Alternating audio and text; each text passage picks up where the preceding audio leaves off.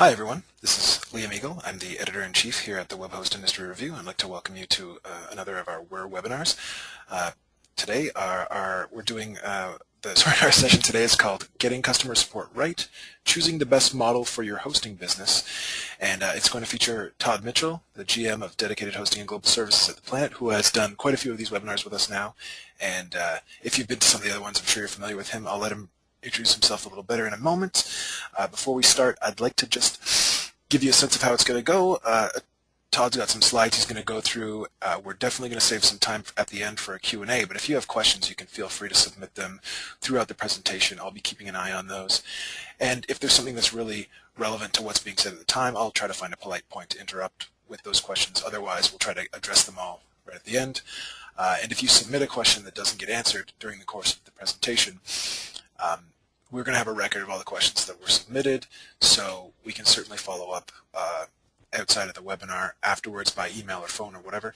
And finally, Todd's going to have his contact info up on the screen near the end of the presentation, so you can certainly reach out to him directly with any sort of private questions you might have. With that, I think I'll turn it over to Todd and let him introduce himself and give him control of the the presentation there.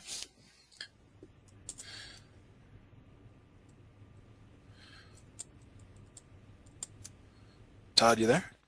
Hey, Liam. Just waiting for you to sure. Oops, I'm sorry. I'm just having a momentary problem with that. That's okay. Well, let me just introduce myself while you hand over control. So, there we go. As Liam mentioned, my name is Todd Mitchell. I have been in web hosting for some time now.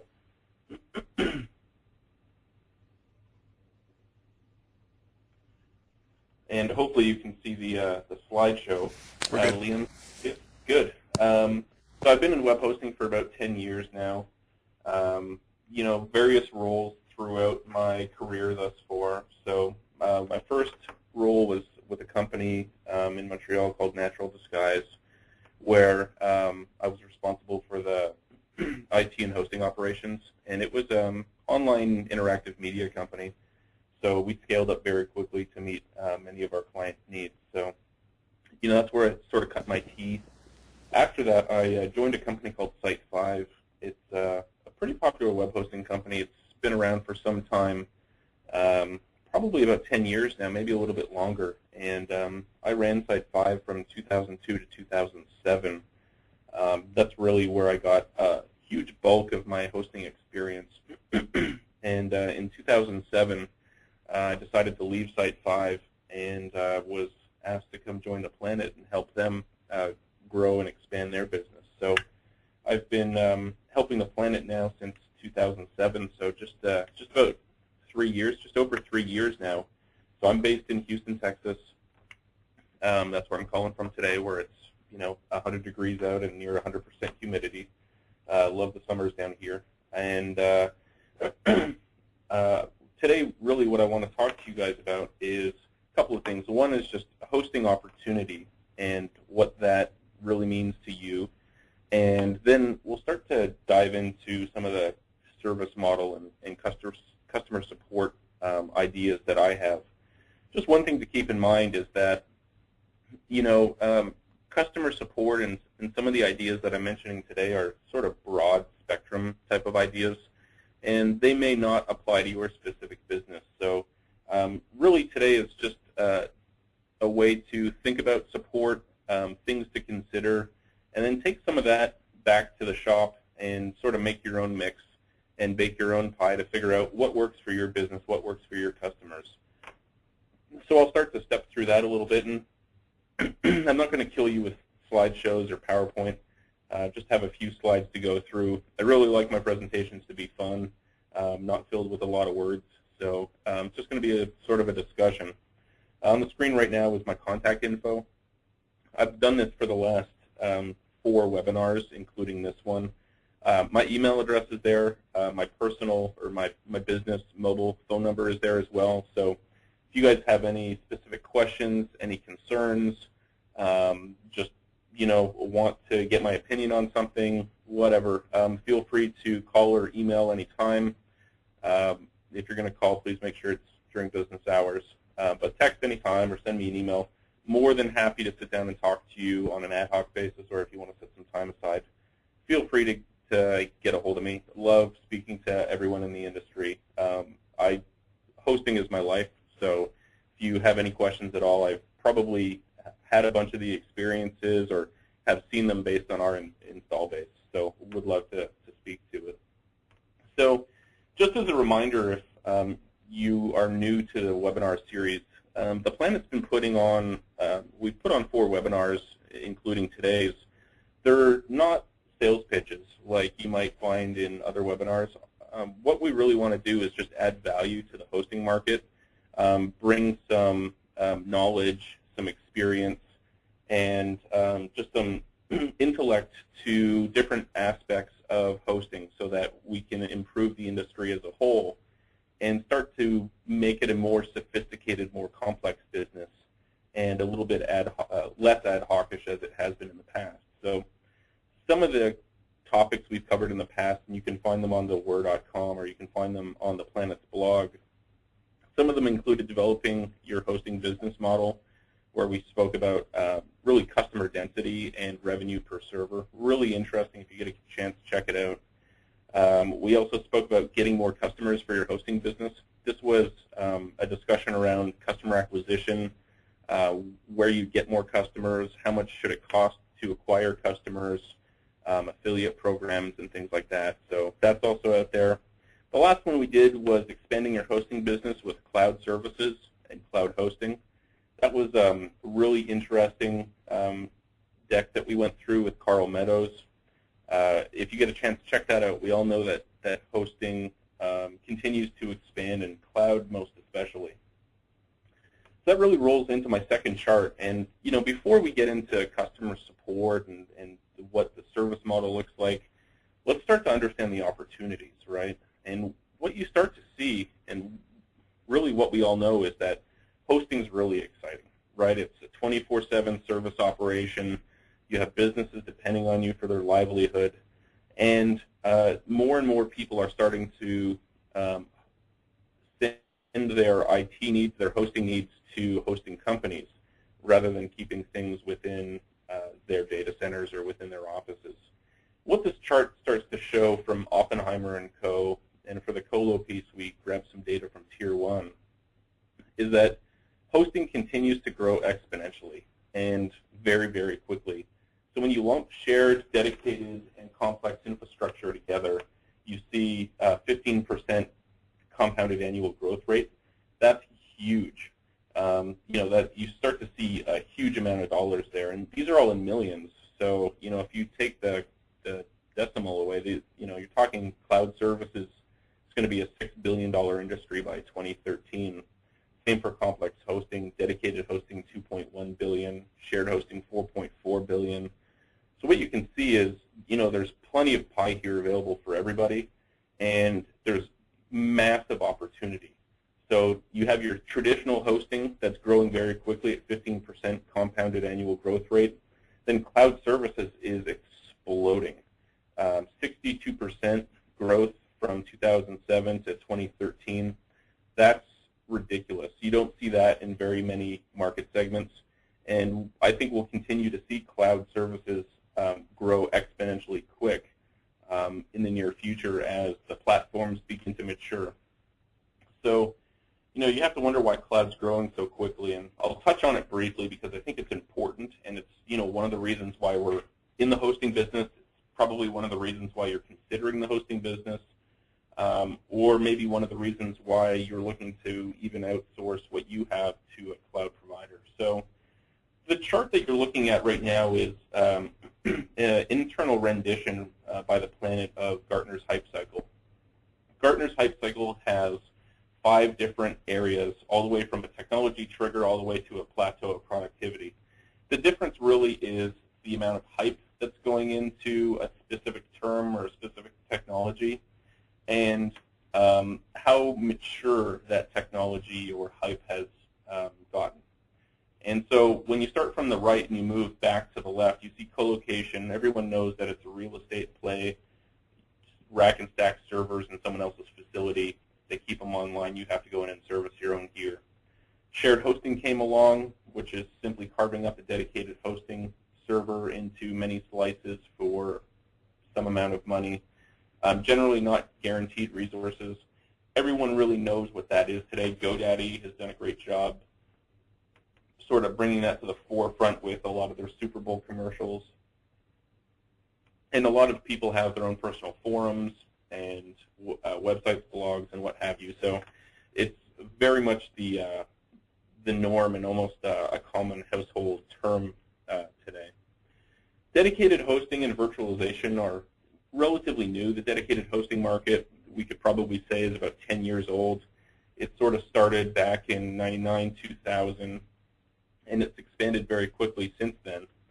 Virtualization is old but new. It's, over the last probably 5, 6 years, it's gained a lot of traction, mainly from VMware, who's done a great job with their services and their products. And of course, a lot of the open source stuff is available today that has been great. And it's sort of opened a new channel for service delivery and a new way to buy services. And then cloud, right? This is a really interesting part of the hype cycle because cloud really isn't anything new. It's just a repackaging of stuff that already exists.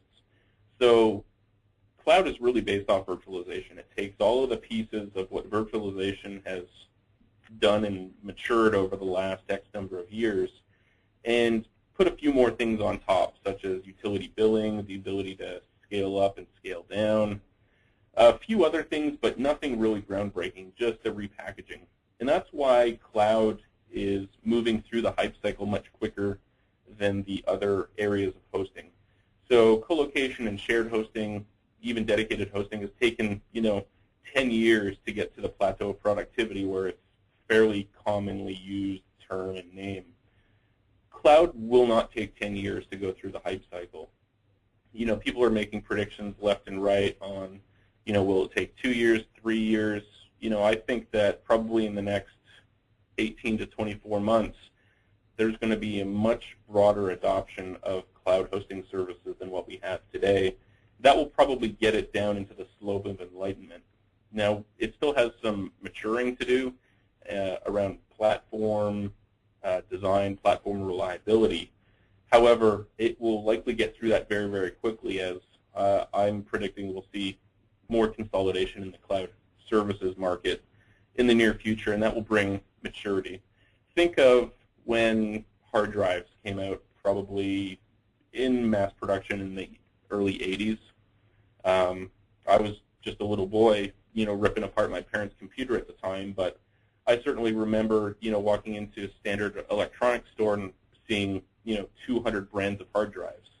Now, when you walk into Best Buy, Fry's, wherever you're going to go, there's 5 hard drive manufacturers, so there's mass consolidation. The same thing happened with auto manufacturers, so we'll see the same thing happen with cloud providers. There'll be consolidation. We'll probably end up with more than a handful, but you'll understand that, this set of service providers handles this type of customer, and that type of provider handles this type of customer. Think of, web-based production versus utility billing and spiky workloads to maybe high disk I/O. So we'll start to see some interesting moves in the cloud space, I think in the near future, but definitely over the 18 to 24 months, we'll start to see, some really big changes in cloud, and we'll start to see some dominant players start to come out. So I hope that, all of us are a part of that. Hosting is a great opportunity for us, and it's finally getting to a place where it's becoming much more mature. So there's tons of business out there for us. That said, let's talk about today's topic. I think setting the baseline or a framework with what the industry is going to look like and where things are headed are important, but let's talk about more tactical things. Let's sort of switch gears and talk about, how do we take care of customers? So obviously when you put together your hosting business, you probably wrote a business plan. Some people write a 25-page business plan, talk about customer segmentation, market segmentation, marketing spend, and all that stuff. Others write a one-page sort of business plan that says, you know, I'm going to do X, Y, and Z, and it's going to make me a ton of cash. And then you have the guys who just grab their credit card, go buy a dedicated server, and they're in business, and they start to think about things as they stumble upon them. So, you know, I'm a fan of all three, depending on what type of business you're starting. I think for hosting, as the industry starts to mature a little bit, we need to be a little bit more mindful of how we start businesses, how we service our clients, what aspects to consider before we make certain moves. And hopefully today I can sort of shed some light on some of the options you need to consider that you haven't already thought of. And, you know, we'll just have a discussion. So today I'll discuss three options when it comes to getting customer support right. And I'll talk about each of them individually and how they affect you and your business. But remember that not all of these apply to your business. So take what works for you. Throw away the stuff that you don't think is right for your business. Totally fine. But just think about what works for you and sort of piece together the right plan. So you've written your business plan, you've gone and bought your server, or you're renting a dedicated server from somewhere, it's racked and stacked. You know, your business plan is complete, you spent a bunch of time on it, you passed it through your friends, you got, you know, your parents' feedback, you got some other advisors' feedback, got a little bit of seed money, so you're ready to go make a purchase.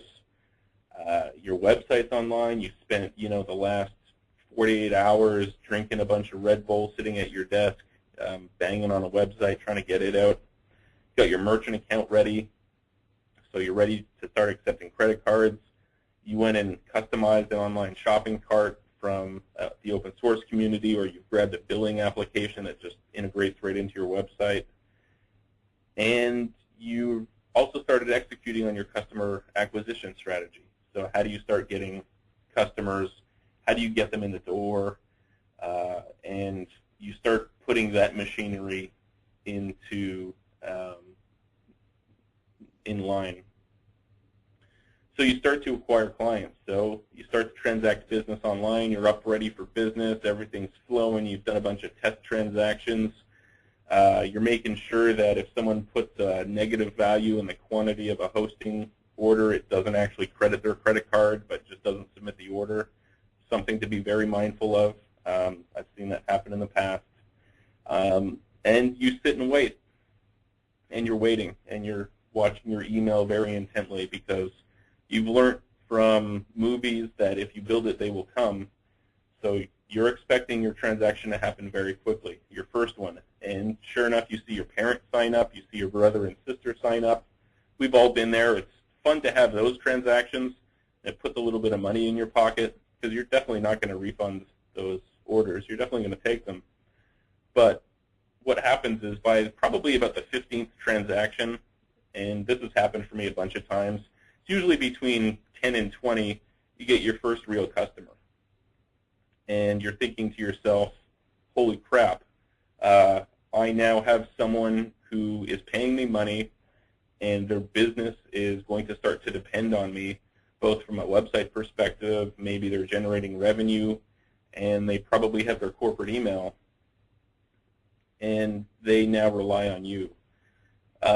It's an interesting feeling. I've been there a bunch of times through a bunch of different businesses that we've built from scratch, and you think to yourself, wow, this is amazing. I actually built something that people want. But then your heart sort of sinks into your stomach and you start to think to yourself, well, holy crap, I actually need to support them. And that's a scary thought. You know, I've worked in now 3 very big businesses that have operated 24/7 support. And the most common mistake that has been made in all the different industries that I've worked in, from shared hosting to dedicated to colo to interactive media, is that the most common mistake is that the service model and how you deliver service to your clients is actually an afterthought. there's so much preparation put into website design, customer acquisition, marketing materials, everything under the sun to just drive revenue and to get people in the door, that you completely forget about the back end. You forget about the systems that are required. You don't think about the cost, and you certainly don't think about the time. And what I mean by time is that you're trying to run your business, and trying to do technical support at the same time is very time consuming. It's not easy, and you end up spending and getting wrangled in random technical support issues that might take you half a day, 3/4 of a day, and before you know it, you have spent your entire day working on a few technical support issues to support, I don't know, $500, maybe $1,000 worth of monthly recurring billings, when you didn't at all spend time working on new client acquisition and how to grow your business. So one thing to consider is that building your service model and then executing against your service model always takes more time than you think, without a doubt. I can't tell you how many times I've seen this happen today over the last 3 years of the planet. We have a ton of resellers that do business with us. These are great companies from around the world who come and buy dedicated servers from us and resell them. They either just resell them bare metal so they don't add any services on top, or they're a value-added reseller where they add some level of management on top, or a lot of the services that we offer.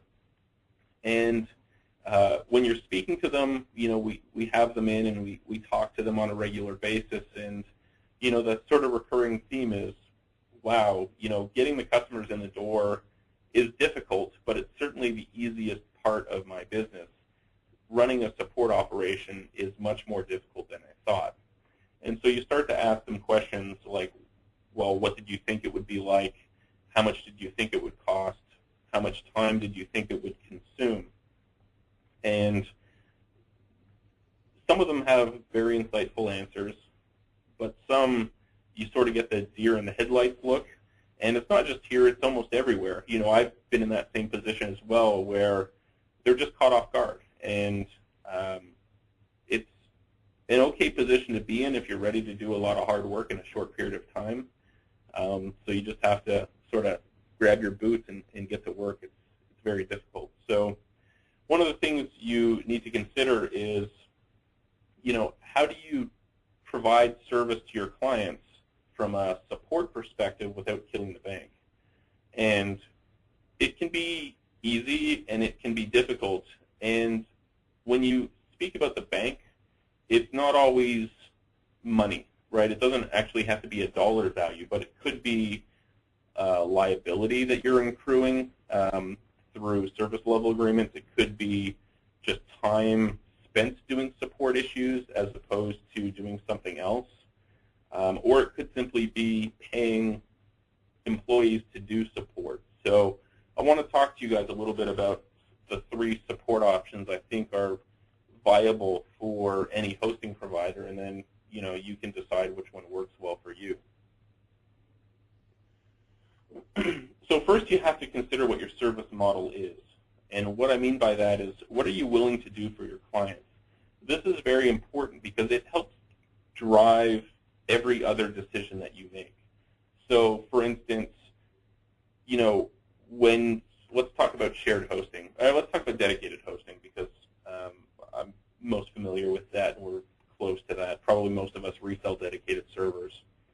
You have to start thinking about the problems that you are willing to troubleshoot for your clients, right? And at some point you need to put a line in the sand and say, I'm willing to accept responsibility for everything on the left-hand side of this line, which is X, Y, and Z, but everything to the right-hand side, which is ABC, that's the client's responsibility. And the most important thing that I've learned over the many years in hosting is you need to make sure that you set customer expectations very, very clear when you make a sale. Whether it's a web-based sale through a shopping cart transaction or it's actually done through a sales rep, make sure that you're very clear on what you support and what you don't support. Because if there's any gray area in that. It's definitely going to come back and bite you, because clients will always come back and ask you to do more than what you've committed yourself to do. So you need to make sure that there's a line there. So you need to be okay with turning down some business. And the reason why that's important is one of the keys to having a successful hosting business is operational efficiency, which means that you do these 10 things very well the same way every single time. And as soon as you come up with a model for that, you can inject a ton of automation into that and increase your overall margin, your net income, so you're bringing home more money. Now, that all comes back to the service model, which is, you know, when you're a brand new business, you want to take as much business as you can so that you can grow your company. That's fine, but at some point you need to set a new demarc that says, I really want to be X when I grow up, and that means that I'm going to target this set of clients, and I'm only going to accept this type of business. And if someone comes to me and says that they want Microsoft Hyper-V and I only offer VMware vCloud or Zen or KVM as a hypervisor, then I'm going to have to turn down that business because I'm only tooled to sell and support this type of business. So those are just some of the things that you need to start to consider when you're setting up your service model. So as the examples show on the screen, do you plan to troubleshoot the operating system, yes or no? You know, that's sort of a binary question. Are you willing to support what you delivered, which is troubleshoot weird binary issues and installation issues, or is your answer no, that's the customer's responsibility, and if the customer has trouble and they can't correct it, then maybe you just offer an operating system reinstall. Network problems, that's generally table stakes when it comes to hosting. You need to support network-related issues even if they're outside of your network. So that's sort of a gimme. Are you going to support installed scripts, Drupal, WordPress, OS Commerce? There's a ton of those under the sun. Are you going to support databases? You know, things like foreign key constraints in MySQL and the different types of databases can get very complex very quickly, and you need to make sure that you're okay supporting that stuff. And then any applications. You know, maybe you're a larger hosting provider and you're considering supporting Oracle or SAP or, you know, a myriad of other applications under the sun. Understand what it takes to support those, how time-consuming it is, and how it will affect your margin. You really need to build out a plan that says, for every one installation of, let's use Oracle financial reporting, I need to devote 20 hours of full-time equivalent time to supporting that. So you have to roll that all into your margin model. So something to be very, very mindful of, because it can get overwhelming very, very quickly. Hey, Todd. Can I interrupt you here with a question? Yeah, absolutely. So I know that here and there, hosting providers, and I hear this from a lot of them, a lot of people who are getting into the hosting business or in the hosting business feel like they can distinguish their business from their competition by saying, you know, we're a hosting company that provides great support. With so many people setting out to do that, is it possible to distinguish yourself with customer service at this point, or is it more about like getting yourself up to a sort of acceptable level of support that everyone expects? Kind of like you were saying that, you know, network problems or table stakes or what have you. Yeah, you know, that's a great question. I think it depends. It totally depends on the segment that you're going after. So if you're going after sort of standard shared hosting, you know, that's a really commoditized market where everyone's sort of offering the same thing because, you know, there's two really popular control panels and there's, you know, a handful of really great data center providers and dedicated hosting providers. So you end up sort of offering the same thing, just a little bit differently. The one thing you have to be careful of is, you know, getting back to your business plan, which is, what do you want your competitive advantage to be when it comes to your services? And I would argue that if you're going to set out to create a competitive advantage, you need to make sure it's durable. And what I mean by that is a durable competitive advantage is almost like a moat around a castle, which is, it protects you from your competition and sort of puts you out on an island so that you can really be fully in charge of a specific market that you're going after. So you can certainly set yourself apart with customer support.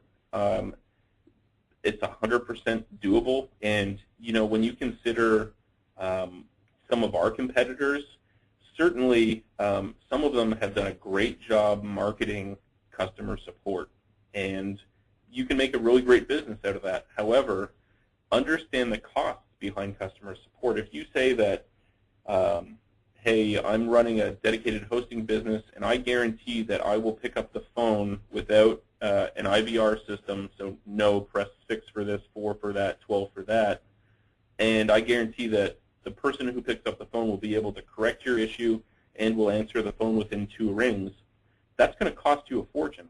Now, that also goes after a specific type of client.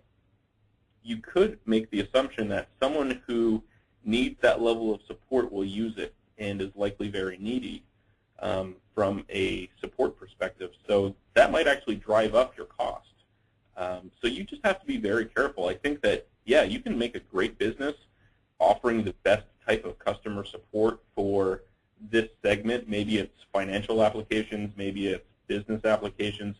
Pick and choose what you want, but it's very costly, and you make sure that you know what you're asking for. And that's sort of what this whole deck is setting up is, you can certainly go after having the best customer support in hosting, but make sure you know what you're subscribing to. And maybe that's not the right durable advantage.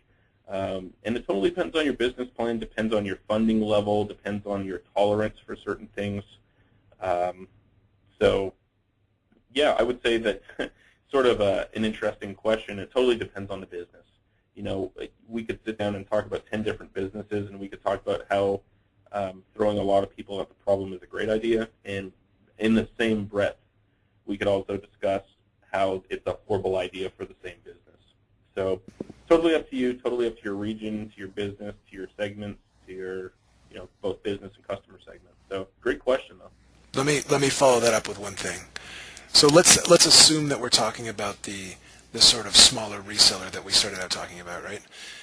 And say that if you're providing shared hosting, let's say, that in terms of just pure throwing resources at it, you're never going to be able to match what GoDaddy's doing or what a few other companies are doing, right? Right. Would you then say that a kind of superior service might be something more like just really understanding a certain vertical market that you're targeting or something like that?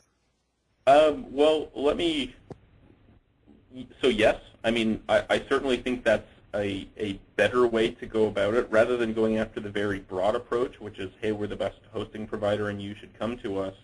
You're much better off going to a very narrow vertical, which is, we support X application better than everyone else, and here's why, and have a competitive matrix that shows that you are better than every other hosting provider because of these 14 things that actually matter to the client and hopefully don't cost you a lot of money to provide. So yeah, the vertical idea is really smart, and it's an easy way to target clients. And it will actually cost you less, too, because you're going after a very narrow group. However, back to your first point, which I think is interesting, and it's certainly a debate that we can have, which is whether or not you can effectively compete against GoDaddy with all of their customer support and things like that. And my answer to that is, I actually think that most new and upstart web hosting providers can actually compete pretty effectively against GoDaddy from a customer support perspective. But I think you have to look at it a little bit differently. So when you look at GoDaddy, they're doing things at a macro level, very large scale, very global. The area where new upstart hosting providers can really get a foot in the door and really make a difference is at the local level. So if you consider your local geographic regions, so say you're talking about St. Louis or you're talking Seattle, and you're based out of there, you can drum up a lot of business by walking down the local street of shops or going to your local Chamber of Commerce events and drumming up business there. And the best thing about that is you create personal relationships. Those are durable, right? Those will never be replaced by some corporate giant who is pitching, a service that's $5 less than yours. People value relationships. The other thing, which is great from a service model perspective for people that do business with you locally, is they're in the same time zone. So when you start to consider customer support issues, they're really only going to call you during business hours and likely not even on the weekend. So, when you start to consider your lifestyle and support expense, rather than operating 24/7, maybe you can cut back to just 12 hours or 10 hours a day.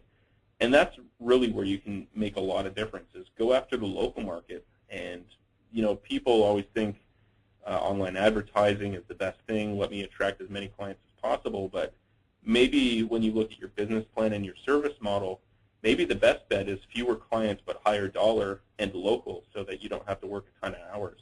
So sort of the devil's advocate to your point about not being able to compete against GoDaddy. I actually, I totally sort of appreciate what you're saying there. I can totally envision the kind of customer who's like, you know what, they may not answer the phone 24 hours a day, but when they call me back, it's the CEO or whatever. If you're a small company that has that kind of personal relationship with their customers, right? My thing I'm curious about is when you sort of set up that thing, like you said, you're getting out of the gate, you go around to the Chamber of Commerce, or you walk down the street and just walk into businesses and sort of offer them your services and build those personal relationships that way. Are you sort of handcuffing yourself to a certain size, or are you limiting the potential for yourself to grow, or are you just saying that, you know what, at some point that might change, that personal relationship might become an impossibility? Or how do you handle that? You know what? Totally depends on your business plan. So it's a really cool question because it gets back to lifestyle. And I think when you start to talk about lifestyle, it starts to determine how you want to run your business.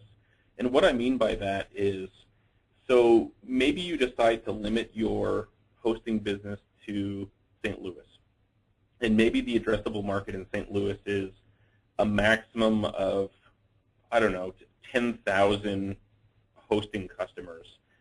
Assume that there's, I don't know how many people are in St. Louis, let's say 500,000. You say 10,000 are willing to do business with you, so it's a very small percentage. But there's a high probability they're willing to pay more because you're local. You have a really good relationship with them. And what you start to develop is an interesting fork in the road. And so there's two types of businesses that I think of. There's more than that, but I think there's two easy delineations you can make. One easy delineation between two things. One is what I call lifestyle business, which is I run my local business, and I have 10,000 local clients in St. Louis. They all pay me $20 a month, so I'm bringing in $200,000 a month. My expenses are $150,000, so my net income is $50,000 a month that's going into the bank. I take a portion of that for my living expenses. And what you've created is a lifestyle business, which is you sort of work your standard 8 to 10 hours a day. You're putting, $30,000, $40,000, $50,000 a month into the bank. You're growing wealth over time, but you're not looking to hit a grand slam, right? It's just slow and steady. You like the pace. It's manageable. You still have personal relationships with all your clients. And it allows you to spend time with your family, and you make decent money in the process. The flip side to that is, yeah, you start off local, but maybe your dreams are to be the size of Rackspace, which is doing $650 million a year. That's when things change drastically for your clients. They go from having the personal relationship where Todd's calling Liam and saying, hey, can you reboot the X, Y, and Z because the flux capacitor isn't working, versus calling into a call center that's based in Arizona, and you're not really sure who you're getting. You don't really feel like you're getting the attention you deserve, and there's a high probability that you're going to start to see increased churn, and your customer acquisition costs are going to go up. And so that's why that's a really cool question, because you have to decide yourself what type of business you want to run. Do you want something that allows you to do things in life where you can get away from your business and put some money in the bank? Or do you really want to build this massive conglomerate, multi-million-dollar international global company? And they're two totally different types of companies. And some require much more work than others. And it all depends on what you want at the end of the day. I like one type of business. I like another type of business for a different, whatever project you're working on. So, so not really a direct answer to your question, Liam, but it's really up to you. It all depends on what you want out of life and what you want out of your business. Okay. Obviously, probably good idea to let you move on past slide number 3 or wherever we are. But I have one interesting question from an audience member who I thought would be really appropriate just at this point. Yeah. Somebody said that they're very interested in your sort of local market idea, and they were saying that in their experience you get sort of a different. And I might be misreading the question a little bit, so. They can correct me if I'm wrong, but I think what they're saying is they've seen that they sort of see a different relationship develop when they contact the customer versus when the customer comes to them. Yeah, absolutely. That's huge, right? And I'll tell you a little story. I'll try and keep it short because we're sort of short on time. But back in 2007. And this isn't a sales pitch, so don't take it as that. It's just a personal experience that I know off the top of my head, which is in 2007 we started to build our managed hosting business internally at the Planet. And we started to look at the competitive landscape, and we didn't want to turn into a people shop. We didn't want to have 2,000 people working in managed hosting. We wanted to provide enough sort of hand-holding, but still have a lot of the automation and tools in place so that clients could self-service. And there's really two key themes that I think came out of that discussion back in 2007, and it holds true today, and I think it holds true for a lot of businesses. But the one key one that came out was being proactive is a huge differentiator when it comes to hosting. When you look at a lot of hosting offerings that are available today and the services that you layer on top, a lot, and by a lot I mean the vast majority, are reactive based. So your server's running along, it falls offline for whatever reason, the hosting company calls you and says, hey, your server's offline. That's great, but the server's probably been offline for 5, 10, 15 minutes. And you've lost some amount of business, maybe emails have bounced. It can become an issue. What we found is that if we spoke to clients before it happened, so we could trend, analyze, and start to predict when servers are going to fail because of whatever performance issue or bottleneck or threshold, it totally changes the conversation, and it starts to create a level of loyalty that is, I would say, very durable. And so rather than getting the phone call after the fact, you get the phone call before it happened. You have someone speaking to you that has a solution or a couple solutions, some that might impact your environment, some that might not. And fixing the problem before it happens sets you apart like you would not believe.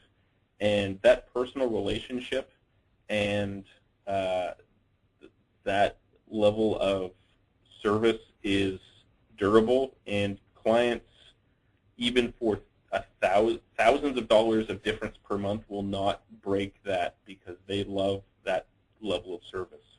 So getting back to the question of sort of reactive versus proactive, if you can afford to do it in your business model and in your service delivery model, by all means figure out how to do it, because it will keep clients happy forever. And when you're a hosting company, bad things happen. We deal with bleeding edge technology all the time. Something's going to fail eventually. Server fails, network dies, whatever. Clients are super forgiving when that stuff happens, when you have been on top of your game for every other incident that's been expected or scheduled or predicted. So yeah, I would say that if you can afford to do proactive service, go for it. It makes a much better business, and your client base will be second to none, and your churn levels will be super, super low for support-related stuff. Now, financial issues and what happened, whatever, there'll be churn there, but strictly churn caused by support-related issues, very, very low. So hopefully that addresses the question. Liam, do you think that was close? I think so. I think it might have actually been a customer acquisition question. Actually, I think I'm getting a confirmation here of that, but I think it was more about if you approach the client and that is the impetus for the relationship as opposed to the client finding your website and through Google.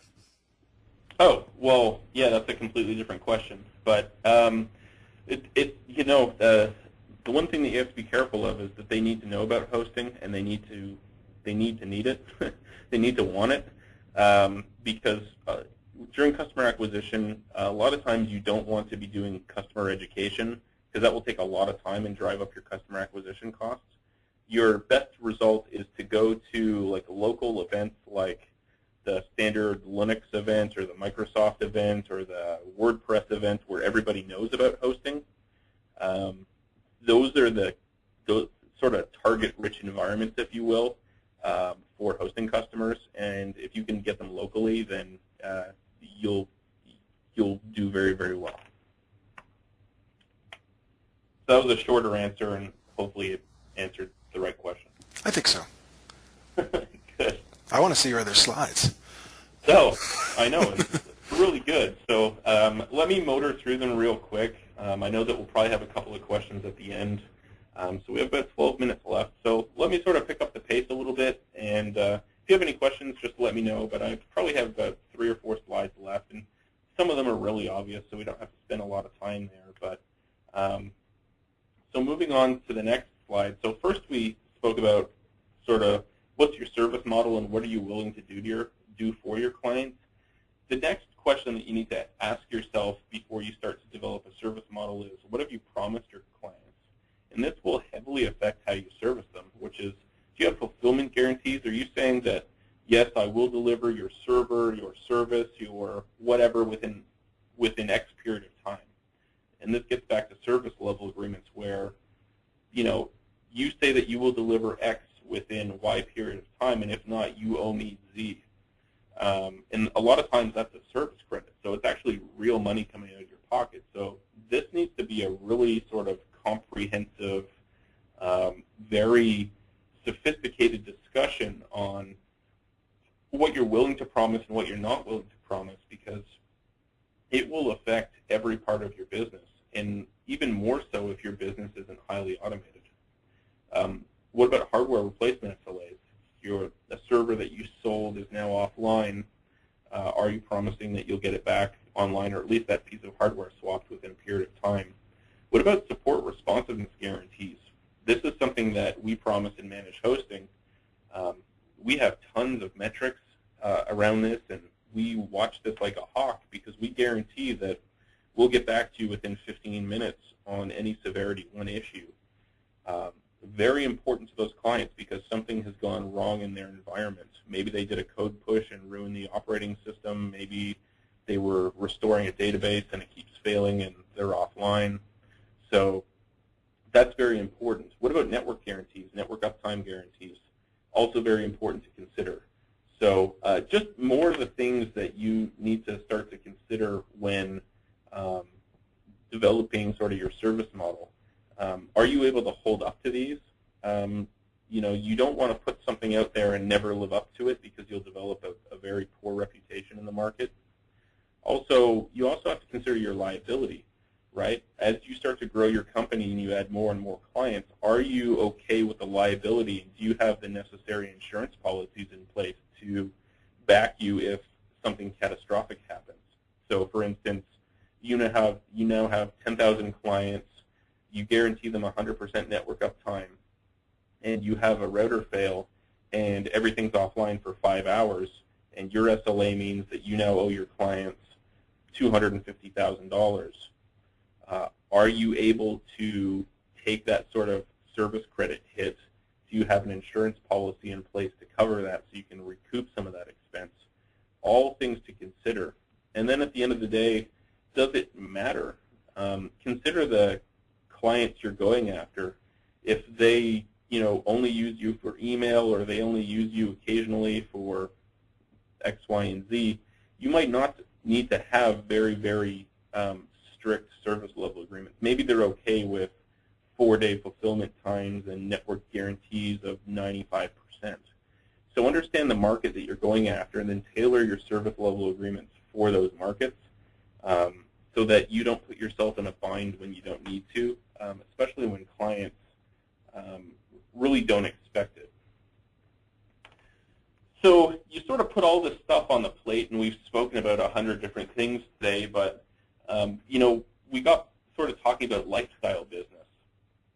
And I've certainly looked like this a couple of times in my career, and so it sort of looks familiar. And I'm sure a lot of people that are doing support today or run their own businesses have sort of been in a similar situation where you're just losing your mind because 100 things are going wrong and nothing seems to be working. So, when you start to build a service model, do you want to look like this? Is your significant other willing to put up with sort of this mood at the end of the day, every day, 7 days a week? What will your kids think if mom or dad is always angry and screaming at the computer in the back room? And is this good for you? Is this what you want in your life? Is this good for your health? If everyone's at different parts in their life where maybe they can put up with working 16 hours a day, 7 days a week for 5 years to build their business, but other people are sort of wanting to have a little hobby business on the side, and there's no way that they'll ever be able to sort of deal with that type of madness. So understand what type of lifestyle you want to live, and that will help you better understand what service models to select. So when you start to consider service models, as I mentioned, there's 3 different types, and we'll go through them real quick in a second, but consider the contact methods. Telephone is certainly popular, but I would say that its popularity is starting to decay and erode over time. We have very few people that call us into our contact center. A vast majority of our contacts here are actually live chat, so online chat through our website, and also through just standard tickets. And so a lot of it's text-based, which is really great for us because we can multitask. And then, of course, we have the occasional in-person visit, which is interesting because you don't really get to see your clients a lot of times in hosting. But keep in mind when you start to step through the different support models, the different contact methods, and how they, how each of the different service models handle each of the support methods. So again, the support methods: telephone, live chat, ticketing system, and in-person. So let's talk about the 3 different types of customer support model. And I know we're running a little bit late here, so I'll zip through these pretty quickly. And if you guys have any questions later, just reach out to me. I know that we're sort of running up against the 3 p.m. hour on the East Coast. But when you get back to the guy who's sort of losing it on the computer, that could be any one of us, depending on what size of hosting company we're working for and what service model we decided to go after. So do-it-yourself is very, very popular amongst resellers. A lot of resellers are sort of bootstrapped. There's not a lot of money. There's not a lot of seed money. There's no venture capital money. It's really sort of what do you have on your credit card, and hopefully it will continue to go through month over month until we start to grow this business. Do-it-yourself is very tough. We did it at Site 5 back in 2000 when it got off the ground, and everyone was wearing 13 different hats, doing support, doing sales, doing coding, doing everything under the sun. That's great for a little bit, but what you find is that, you're not Superman or Superwoman, and you eventually start to burn out. And do-it-yourself is okay, but if you're going after a global customer base, you really need to be available 24/7 for any sort of basic shared hosting or dedicated hosting offering. Just understand what you're getting yourself into. It's a lot of work to do it yourself, and I'm not sure that I would be able to do that again, just because of the amount of pressure and time it takes to just do it yourself. But if you consider the local option, it might be a little bit easier to do it yourself because the hours are limited. You have a smaller client base, and hopefully they're not as price sensitive, so you can make more money off of them. Obviously, next is just outsourcing. So if you decide that you really don't want to handle customer support yourself because it takes too much time, your time isn't worth it, you'd much rather spend your time doing customer acquisition, maybe you're not even good at it. Maybe your strengths are sales and marketing and aren't even technical support. So something to consider is outsourcing, and there's 100 different options. Outsourcing doesn't mean offshore. You can certainly outsource within North America, and you can do white label, you can not do white label, they can handle telephone, they cannot handle telephone. There's 50 different options that you can choose from, and it's really, sort of go down the list and pick these 13 things you'd like them to do for you, and the other 17 things you'll do yourself. I can go through outsourcing to great depth because a ton of our clients do it, and they use it and pay for it and love it, and it's very successful for their businesses. Again, it gets back to your service model. So understand what outsourcing means. Is it important to your business? What types of questions are they answering? Are they capable of handling the technical questions? What does escalation look like? Do you even need to outsource? Again, if you go the local route, you could probably just do it yourself. And lastly, which is generally the most expensive route, is in-house. Couldn't find a cool graphic for in-house, so I got the little guy standing in the house, so I thought it would be appropriate. But in-house technical support is certainly an expensive endeavor. You have to have the facility. There's all the health care benefits and the salaries, where with outsourcing, maybe you just pay by the live chat, maybe you just pay by the ticket. So, there's the pros and cons are certainly there. With outsourcing, your bill could very much be variable, where one month it's $100 and the next month it's $15,000. Totally depends on how chatty your customers are that month. With insourced, everything is sort of a sunk cost. It's very static, and you understand that you have 100 guys on staff that cost you $100 a day, and your costs really won't go up or down very much, with the exception of maybe your telephone system expense. So in-house is certainly an option. It doesn't have to be big either. It could just be one or two guys.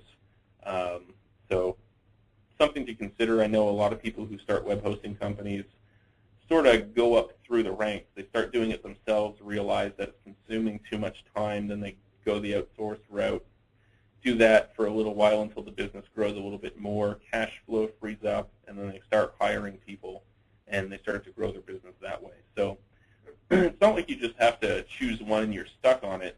You can actually move back and forth between the different options depending on what the economy looks like, what your service offering looks like. Are you introducing a new service that maybe your in-house guys aren't capable of handling? Maybe you're a Linux house today and you want to introduce Windows. You don't want to go hire a bunch of Windows guys because you don't know what sales projections look like. Do it yourself or outsource it. Very simple, and just segment your customers. So those are the three options. So, just sort of in summary, as we start to wrap up here, is consider the impact customer support has on your business. It's important that support is handled very well. Otherwise, it has a negative impact on your brand.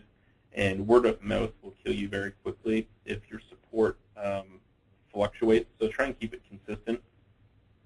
What do you personally want to concentrate on? Are your efforts best spent on sales and marketing rather than support because that's what you love and what you're good at? Make sure you do what you love and what you're good at because you'll knock it out of the park every single time. If you're trying to struggle through something you're not great at, it's going to be long days for you and the customers aren't going to get the best possible customer experience. And then lastly, what's your time worth? Should you be spending time recompiling PHP on a Linux web server, or should you be busy trying to figure out how to increase operational efficiency and increase automation within your business? So just a handful of questions that you should think about when you start to look at your service delivery model and what works for you. So Liam, that's really the conclusion. I know that we had sort of rushed through the last few slides pretty quickly. Sorry that we ran a little bit long. If anyone on the line wants to talk about more of those options individually, feel free to drop me a note or give me a phone call. I would love to spend some time just going through the various options, just having a conversation. So Liam, I'll turn it over to you, and do we have any additional questions that you might have that have popped up in the chat? Yeah, Todd, I was going to say we have only one more question that didn't get answered from the audience, so why don't we just answer that question? We'll go a few minutes long. I mean, we're just at 1 hour right now, so we'll go maybe 2-3 more minutes, and you can just leave your contact information up on the screen, and if anyone has any more questions, they can certainly get in touch with you afterwards. Yeah, that sounds great. Let's do it. Okay, so the last question we have here, and it's a pretty interesting one, is I guess it's how important is a sort of a public written support policy document, and how specific should that document be? Ooh, that's a good question. I guess it depends on what type of service you're offering. So, we've gone back and forth internally here on whether or not we should publish some of the support documents that we have internally on what's supported, what isn't. And in one rendition of the website, we published at least a portion of it. Setting customer, it really gets back to setting customer expectation around your service offering.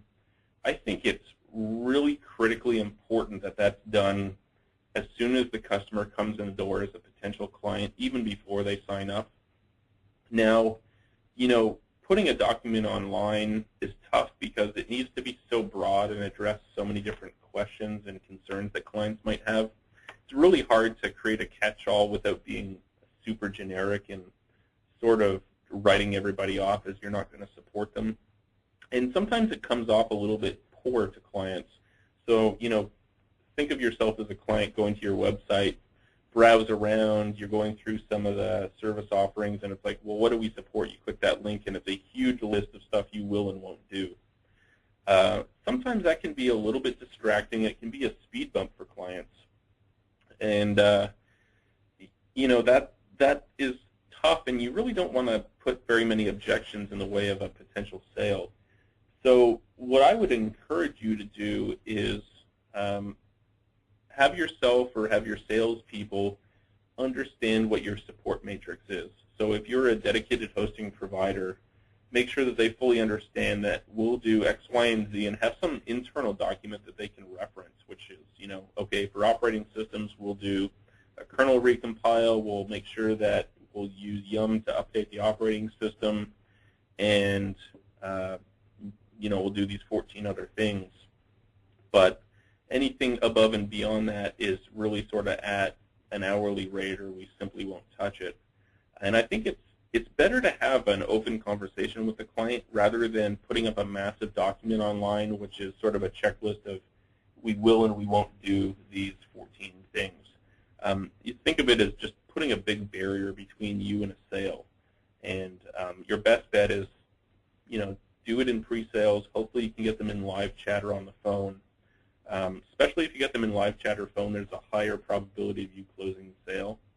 And maybe you can upsell them to something else. And in the process, you can set expectation around fulfillment times, network service level agreements, and then just candidly ask them whether or not they have any service-related questions that they're interested in, whether it's supporting this thing or that thing.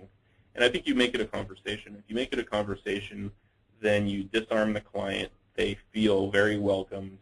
They feel like they can ask you any other questions, and you can move to the sale much more quickly. So I hope that answers the question. generic, but it totally depends on the business. But definitely try and get the client on the phone and turn it into a conversation. There's tons of benefits to having a conversation and live chatter on the phone. Just for your edification, Todd, the person who submitted the question thought it was a great answer. Good. So I think we should probably wrap this up since we're about 5 minutes past the hour. Yep. I want to thank everyone for coming out and attending the webinar. I'd like to thank everyone who submitted great questions. Thanks, obviously, to Todd for a really great presentation and some really interesting insight. I want to let everyone know that this will be the webinar will be a video of the webinar, including the slides, will be archived on thewhir.com/webinars and at blog.theplanet.com. Blogs, plural? Okay. And yeah, along with all the other Planet webinars that we've done, which is, I guess, 3 other ones that have all been really great. And, of course, there's a bunch of other webinars at the WHIR as well. And so thanks very much to everyone, and have a great day.